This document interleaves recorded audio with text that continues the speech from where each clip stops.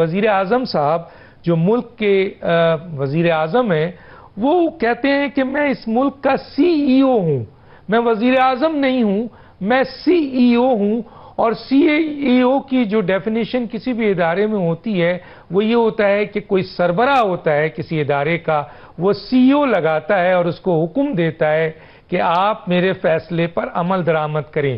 یہاں پر وزیر اعظم نے اپنے آپ کو سی ای او کر کے ایک باریک نقطہ یہاں لے کے آئے ہیں کہ اس ملک میں جو کچھ بھی ہو رہا ہے چاہے اچھا چاہے وہ برا، میں تو صرف عمل درآمد کر رہا ہوں، اصل مالک کوئی اور ہے. جی بخاری صاحب، آپ کس نظر سے دیکھتے ہیں؟ جی میں ڈاکٹر دانش میں کوشش کرتا ہوں اپنی، آپ نے کافی وضاحت کر دی سافٹ اسٹیٹ کیا ہوتی ہے، ہارڈ اسٹیٹ کیا ہوتی ہے. ہم اپنے تجربات کی روشنی سے اس کو اسیس کرنے کی کوشش کرتے ہیں. جس سافٹ اسٹیٹ کی طرف غالباً آرمی چیف کا اشارہ ہے وہ تھی جس کے ایک 4 سال تک وزیر اعظم رہنے والے شخص نے بعد میں قوم کو بتایا کہ میں تو ایک تماشائی تھا، یہ حکومت تو جنرل فیض اور جنرل باجوہ چلاتے تھے. آپ کو یاد ہوگا یہ پبلک سٹیٹمنٹ ہے، یہ کوئی راز سے پردہ نہیں اٹھ رہا ہے. یہ انہوں نے پریس کانفرنس میں ارشاد فرمایا تھا قوم سے عدم اعتماد کی تحریک کے پاس ہونے کے بعد. لیکن انہوں نے اپنی حکومت میں جو اقدامات کیے تھے اس کی طرف میں اشارہ کر کے آپ کو سافٹ اسٹیٹ سمجھانے کی کوشش کروں گا.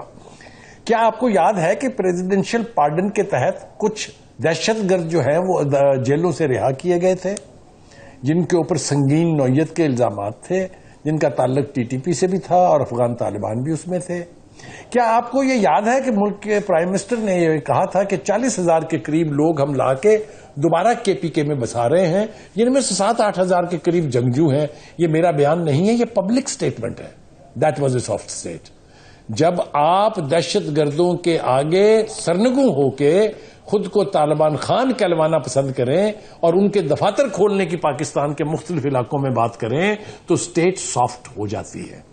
ہارڈ اسٹیٹ کی انٹرپریٹیشن جو آرمی چیف نے کہا ہے وہ میرے نزدیک یہ ہے کہ zero tolerance for anybody who acts against the state.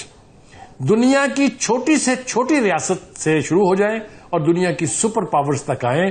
مجھے بتائیے کہ کوئی ایک ریاست مجھے بتائیں جو یہ کہے کہ میں لا کے یہاں پر دہشت گرد بساؤں گا دوبارہ، جن میں سے 7 سے 8 ہزار جنگجو ہوں گے. جب یہ نہیں ہو سکتا تو ایسا کرنے سے ملک کے ساتھ کیا کھلواڑ ہوا آج کل ہم وہ بھگت رہے ہیں. اسی کو ایلیمینیٹ کرنے کی طرف یہ اشارہ ہے. میں ایمانداری سے یہ سمجھتا ہوں کہ فوج، کوئی پولیس، کوئی اور لا انفورسنگ ادارہ سوائے فوج کے جا کے فرنٹل پوزیشن لے کے ان کے ساتھ ڈیل کر کے اپنی جانوں کے نذرانے اس طرح سے پیش نہیں کرتا ہے. اور اگر یہ ایک حقیقت ہے تو پھر اس کے بارے میں انہی کا کہا ہوا حرف آخر ہونا چاہیے.